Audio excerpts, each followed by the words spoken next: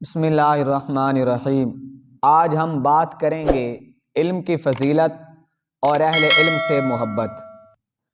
عالم اور عابد کا مقام و مرتبہ، ایک عالم افضل ہے یا ایک عابد افضل ہے؟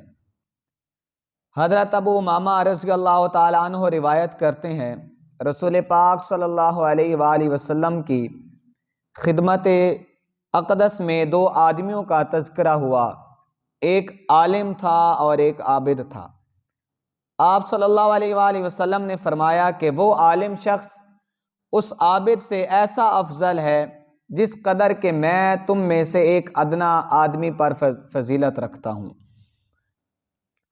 پھر آپ صلی اللہ علیہ وآلہ وسلم نے فرمایا، اللہ تعالیٰ اور فرشتے، زمین و آسمان اور پہاڑوں میں جس قدر مخلوقات الہی ہے، یہاں تک کہ چونٹیاں اپنے سوراخوں میں، مچھلیاں پانی میں، اور عرش و کرسی، لوح و قلم، جبریل علیہ السلام، میکائیل علیہ السلام، اسرافیل علیہ السلام، سب کے سب اس عالم کے لیے دعائے رحمت کرتے ہیں جو لوگوں کو علم دین سکھائے اور نیک تعلیم دے۔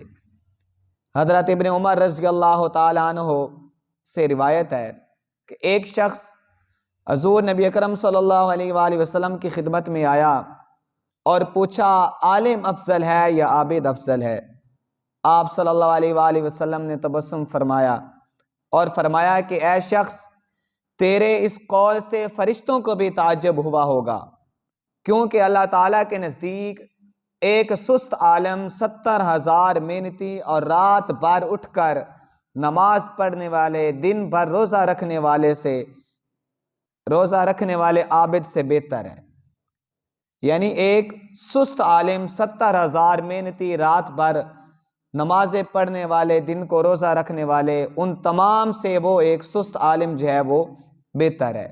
حضرت ابو امامہ رضی اللہ تعالیٰ عنہ روایت کرتے ہیں، رسول پاک صلی اللہ علیہ وآلہ وسلم نے فرمایا، میدان حشر میں عابد اور عالم لائے جائیں گے، اور عابد کو حکم ہوگا کہ تو جنت میں داخل ہو جا، اور عالم سے کہا جائے گا کہ تو ابھی ٹھہر جا۔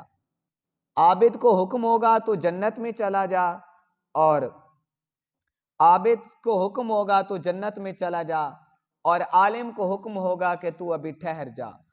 اس سے کہا جائے گا کہ گناہگاروں کی اب تو شفاعت کر، گناہگاروں کی تو شفاعت کر، اللہ تعالیٰ تیری شفاعت کو قبول فرمائے گا۔